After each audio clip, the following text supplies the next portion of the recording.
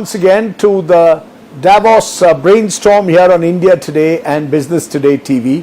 While geopolitics has dominated the discourse, in particular because of what President Trump is doing or perhaps won't do, the impact of that is clearly being felt on geoeconomics as well. And the Trumpian world order has caused considerable disruption and a lack of certainty as to what lies ahead. To try and make sense of that, as to what lies ahead for the economic order, I'm joined by a very special guest, Professor Gita Gopinath, Professor of Economics now at Harvard University, former Deputy Managing Director at IMF. Always good to have you, Gita, on the show. Thank you very much. Likewise, Rajdeep. We're speaking at a time of great uncertainty. And it seems to be sooner or later affecting economies across the world. Even as we speak, the rupee has gone to its lowest against the dollar. We had a 1,000-point plus drop in the markets yesterday. Are you getting a sense that 2026 is going to be a year of uncertainty when it comes to economies across the world, including India?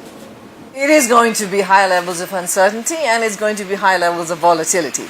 So we will see markets drop, we will see them come back up, we will see currencies move, probably more than what we saw in 2025. Now, I was of the view that we were past peak tariffs in 2025 coming into 2026 because one, there's the Supreme Court decision that has to come out, and there are the midterm elections where frankly tariffs are raising inflation in the US and it's leading to an affordability problem, and that is consequential for elections.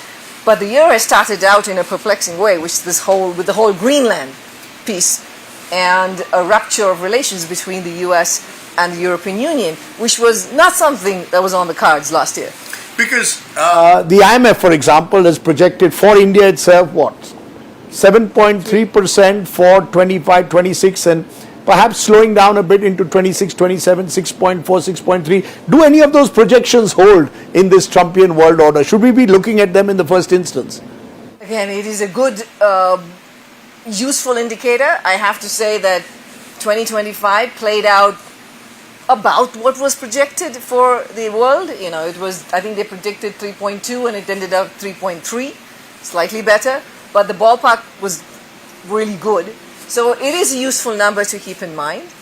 But that said, we are certainly, playing the roulette rule quite a bit these days and hoping for the global economy to all hang together. Because you wrote an interesting article recently in the Financial Times. You argue that 2025 created an illusion of stability with global growth holding up despite tariffs, policy chaos and rising uncertainty.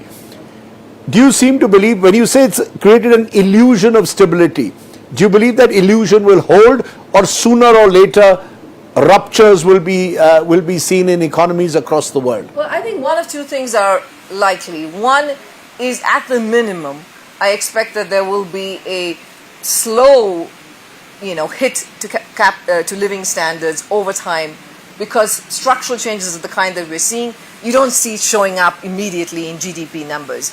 It weakens the economic potential slowly and then it adds up over time. That's why I gave the example of Brexit in that article, which is in the 2 years after Brexit, investment in the UK went up and everybody said, oh well, this is much ado about nothing. But actually that was not the case. In fact, investment started slowing and really slowed relative to what it would have been in the absence of Brexit. Also, the other thing I want to keep in mind is that while tariffs were a headwind, you had a good tailwind that came from AI. And that played a very important role. The investment boom in AI, the stock market driven wealth increases in AI, all of those helped growth. The fiscal stimulus, the fiscal spending that happened in China, Germany, some in the US, more happening this year in the US, all of that is offsetting it. So I'd like to push back on this basic sense that somehow tariffs haven't done much. They've actually played out the way you would expect, keeping in mind that the average tariff rate is lower than what the sticker shock numbers are. So you're saying these are times to be cautious in a sense, because there's a belief that India, for example, I go back to India again, that India in a way has shown itself to be a bit of an outlier, still the fastest growing large economy in the world, and that therefore with our domestic demand being what it is, we will do reasonably well even with these global headwinds. Do you go along with that, or is there a sense, as many businessmen privately tell me, privately not publicly, privately tell me these are uncertain times and they are very worried. So in terms of estimates of what the tariffs will do for India is about, it will knock off something about 0.7 percentage points from growth over a 2-year period. I think nobody in India should think that, well, what you've seen is a lot of exports from India that were previously going to the US were redirected to other markets, including the Middle East, other countries. Similarly, China redirected a bunch of flows that were trade that was going to the US to other countries in Asia, in Europe. And some of it, of course, has found a way back into the US, which is what happens. This is not a sustainable situation. I don't think there is, we will all very simply easily pivot away from the US and sell to other markets, and therefore we don't need to worry about the consequences. The US is a large market. It does matter if you have very high levels of tariffs with the US. Whether, how this gets solved is going to come down to the two heads of state, President Trump and Prime Minister Modi, a discussion and a decision at that level. But you've also, and you alluded to it briefly, that there are signs that the US economy also could well be slowing down. Jobs could get scarce in the months ahead. Inflation, which you mentioned, could become a serious worry. Given all of that, does that add another factor in a way? Will that be a restraint at all in your view on what Donald Trump does or not? Can we separate the geopolitics from the geoeconomics at all anymore? So the restraints that we have seen have come when there have been very big dramatic decisions like April 2nd, Liberation Day tariffs. Then we saw financial markets respond very strongly. Between April 2nd and April 5th, when they went and put a pause on those tariffs, really something could have broken in the markets. So markets are not a good disciplining device for slow erosion. They're good for when there are big shifts that you see. And indeed, if there is a huge decoupling of many more countries with the US, or the attempt to decouple, which I don't think is easy to do, but the attempt to decouple with the US, that will have big financial market implications. A couple of other points that you've been making in recent comments and articles. One is your warning on AI, that it's not about its transformative potential, but you suggest that profitability and a risk of a dot-com style correction. Now, everyone here in Davos is talking about what the AI boom is doing. You seem to again be giving a slightly cautionary tale there. I am very positive on the technology itself. And so I expect that this technology will raise productivity growth. It will raise growth in general. It's the most transformative technological change of our lifetimes, and maybe more than our lifetimes too. That is separate from valuations of companies, both those listed on the market and those not listed on the market yet, like OpenAI and Anthropic and others. It's hard for me to see how each of these companies can make the kinds of profits that are needed to justify the level of investment spending that they're doing, the level of valuations that they have. They haven't presented, most of them don't really have a big profit-making model. There is so much competition. Every day there's a new LLM that's coming and leapfrogging the other one, not just from within the US, but from international sources. I don't know about you. I'm going across LLMs. I go across very many different versions of those. So it seems like a fairly competitive space at this time. So that's just my point. My point is that it's a technology that's real. It's not a fake technology. I think it will have a big impact. But at the same time, it strikes me that these valuations are somewhat more fragile. On China, you argue that the continued reliance on export-led growth is untenable in a way, and that prioritizing technology investment over social safety net risk, deepening structural imbalances. Are we seeing China? There are those who argue that what Trump is doing is actually not making the US great again, but making China great again. That in a way, this is China's moment as a result because of the disruption being created even as we speak between the US and Europe. Do you go along with that, or do you believe that China itself will also have to reboot?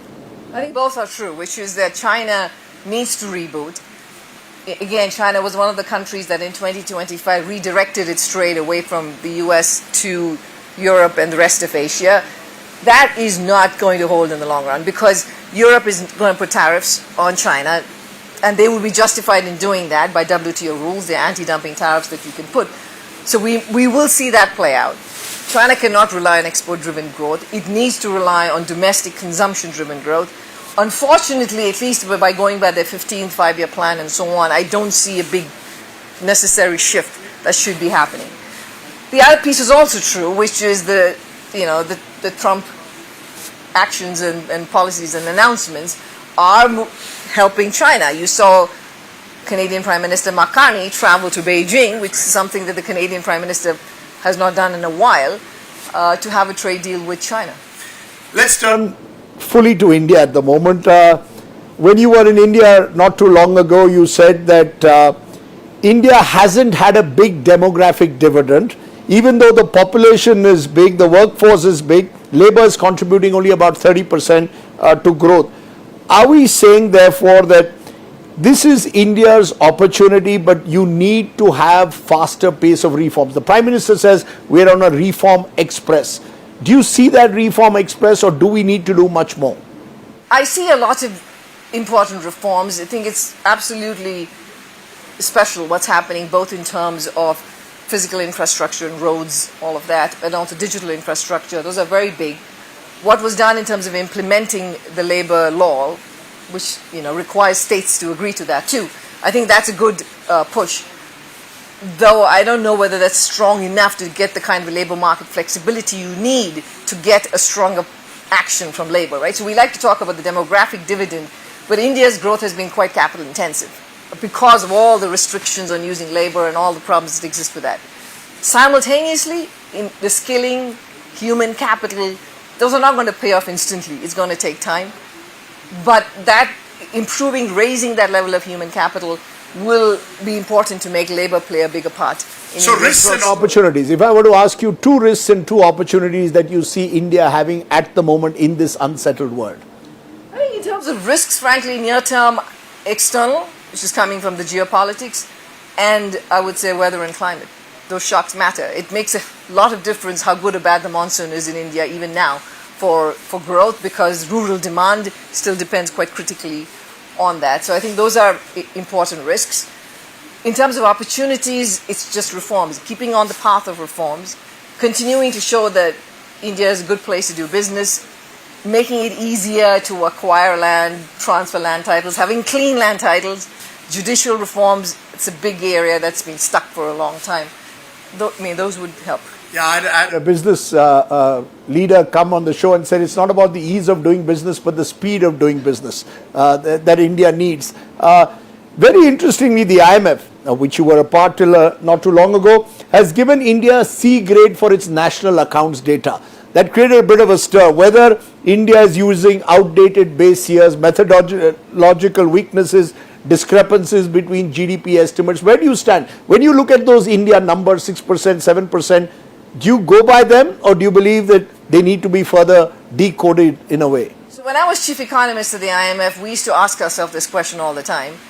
And the truth is, for pretty much most emerging and developing countries of the world, they would get close to a C grade on their national account statistics, because they don't have very good producer price indices, they don't do the right kind of double deflation that needs to be done, and so on. So, when you try to look at other kinds of high frequency data, and we didn't see any smoking gun evidence that there was something particularly bad about India's GDP numbers versus any other countries, right?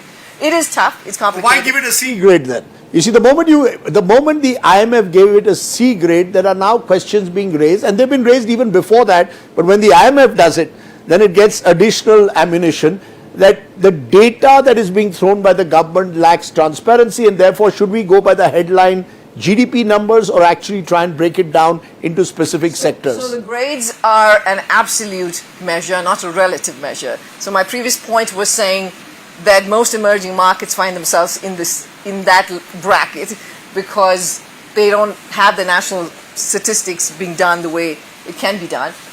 That requires investment, and actually the IMF is working together with the Indian Statistics Office to improve on this kind of data collection. And there's an important round that's being done right now in terms of rebasing, which will help improve the quality of the statistics. Because again, one of the concerns is how do you get private investment back on track in India? If India has got to go to the next level, despite all the incentives the government has given, private investment has been sluggish. It's been largely state-driven capital investment.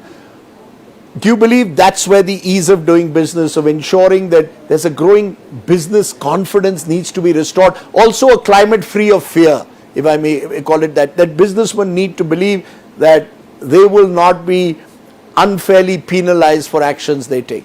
I do believe that the complications in terms of being able to do business, all of the areas where I said reforms were needed, including on land, are holding back private investment. And indeed, you want to be in a predictable environment when it comes to regulations, when it comes to government policies, and sometimes, that has not been as predictable as it should be. So global growth Projected at 3.2% for the year that was. The year that was? The year Yes. that was Is 3.2. Many believe it's going to be 2.3 for the year that goes ahead. Are you? 3.3 for the year. Do you believe that 26, 27 will be will maintain 3.3%, or do you see a further slowing down? Given what we know, I would say 3.3 is possible because for a lot of economies of the world, they're going to benefit from the rate cutting cycle, including in India, where interest rates have come down.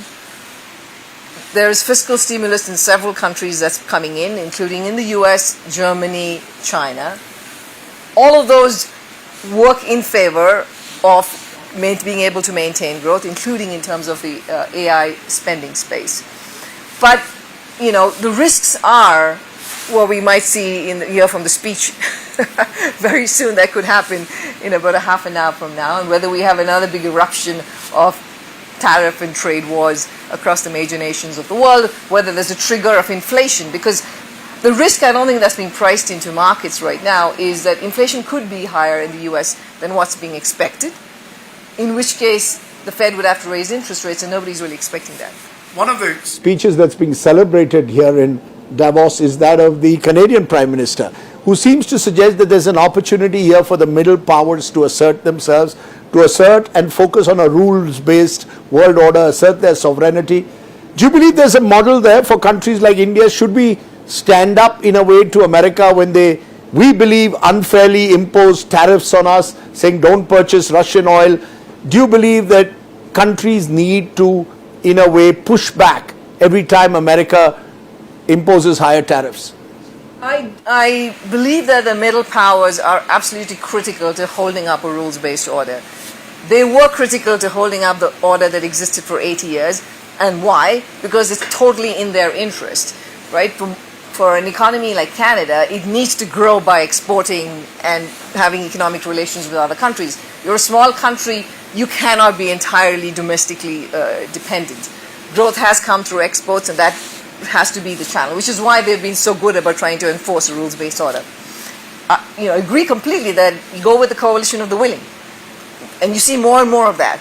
The European Union went and signed a trade deal with South America, the Mercosur deal, which was in play for multiple years and wasn't even signed. They're working on a trade deal with India. which could be announced As early as next week. Exactly. Mark Carney was in Canada. The Prime Minister of Canada went to Beijing. The Prime Minister of Canada has not gone to Beijing in a long time. So new alliances, however tentative, are being formed. And I think it's a sign of saying that, it's a coalition of the willing. Who are the ones who want to keep continuing having predictability in the international order? So if you had One piece of advice for policymakers in India, particularly ahead of a union budget that comes in a fortnight, this time on a Sunday, what would that one piece of advice be? What would you say needs to be done in this unsettled, multipolar, multi-aligned world that will give a sense of confidence that 2026 will be a year where India is on the right path? Keeping the budget in mind, I would say that what India needs to continue delivering on, and it has done well over the last couple of years, is macroeconomic stability. Right? will that hold In this uncertain world? It can, given India's structure of this economy, and thankfully because of the whole shift towards an inflation targeting regime, which has helped keep inflation expectations more anchored than it used to be, so that whenever the rupee depreciates, you're not seeing an immediate pass-through into inflation. All of that is good policy frameworks that have helped keep India's inflation low, somewhat insulated from outside developments. Similarly, on the fiscal front, maintaining fiscal discipline, which is happening at the center level, not so much at the states, which is a bit of a problem, again, if you can keep that going, because there will be another crisis that's guaranteed regardless of whether it's geopolitics or not, and being able to then support your economies, you need to have the buffers for it. Very interesting that you mentioned the states, because many believe the reforms have to come in the state. Fiscal prudence tough for many states. And you've come out as a strong votary, I believe, of one nation, one poll. You actually went before, or you gave a written submission to a parliament committee where you said India needs one nation, one poll, because perhaps that's one reason for fiscal profligacy, all this freebie culture that we are seeing around us. So I was invited by the parliamentary Yes. committee to share my views on the economic consequences of one nation, one election, not getting into the constitutional aspects or the political aspects. And yes, I think the evidence, both from studies inside India but international evidence, all point to how costly it is in terms of the impact on GDP of having this high level of uncertainty, these constant elections, this constant desire to give, short-term freebies, as you would call it, I guess, as opposed to investing What would in you call investment. them? There is a big debate, Professor Gopinath, in India of the difference between freebies and welfare measures. Absolutely. Yeah, no, we should be careful about that. I do think there are important cash transfers of a certain kind that are absolutely valuable and have been shown to be effective. I am in support of it.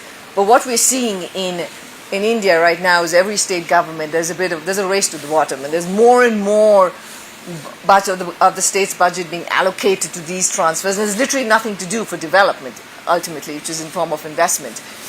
So again, I do support certain kinds of cash transfers that have happened, but I feel it is on a bit of an unsustainable path. It's interesting. Because while only today the Oxfam inequality report has come out here in Davos, and not for the first time, it suggests global inequalities are growing. Is that something?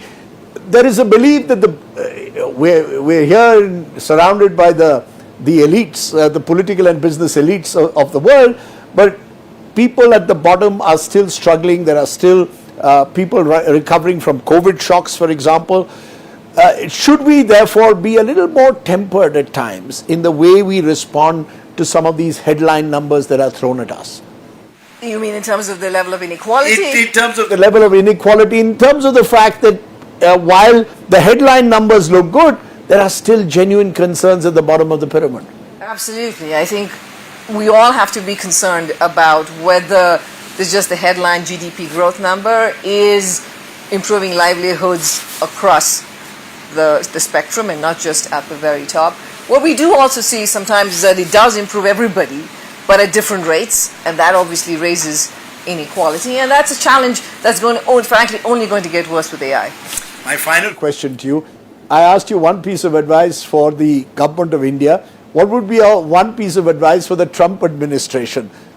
What would you tell Donald Trump needs to be done to make the world a slightly more settled place in 2026? Well, I think firstly, I would just say that from an America First perspective, maintaining its relationships with its allies is absolutely critical. Including India, from a purely, even if you said I was thinking only about the economic benefit to America from it, that is the best part to take.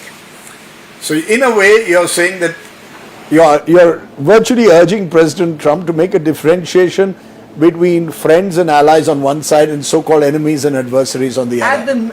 Just saying that, for example, the largest trading partner, economic partner in terms of region for the US is the European Union. So anything that's going to cause a rupture in that relationship is going to have a negative consequence for America. The second thing is all the evidence we've seen on who's borne the cost of the tariffs in terms of who's paid for all of these tariffs. It's been American importers. 90% of the cost of the tariff was borne by American importers. It was not borne by the exporting country. It was borne by American importers. Some of that the firms have passed on to consumers, but to an important extent they've absorbed it. Gita, If there were those listening to you in India, should they see, therefore, listening to you 2026 as a year where they've got to constantly be on the watch, looking at the headlines, what comes on Truth Social? Or will we be, you believe, in a better place if we come back here to Davos a year from now? Will Indians breathe better a year from now? And I'm not just talking about the air quality, but generally looking at their economic numbers. As I said, a lot of market turbulence is giving a sense of unsettled times. Is there a reassuring edge in 2026, or as your article said, which I said at the outset, only an illusion of stability? The fact that we're living in incredibly uncertain times means that I really don't have an answer to that question about where we will be next year. I think what the lessons we've learned are, one is, don't take every announcement as consequential, because sometimes announcements are made and they get unwound. So, take a bit of a breather. That's one thing. But at the same time, be ready for, surprises. So if you're an investor, diversify. If you're a company, make sure your balance sheets are strong enough to bear any kind of a big turn in events. Okay. And if you're just about average citizens, worried about what the future holds, we'll just press the pause button in a way and wait to see what Donald Trump does next. But appreciate you joining us, Gita Gopinath, and giving us a broad overview of what lies ahead in these uncertain times. Thank you so much. Thank you, Rajdeep. Thank you. Okay, there you have yet another of our special guests on our continuing coverage here on the Davos Brainstorm. Thanks for watching.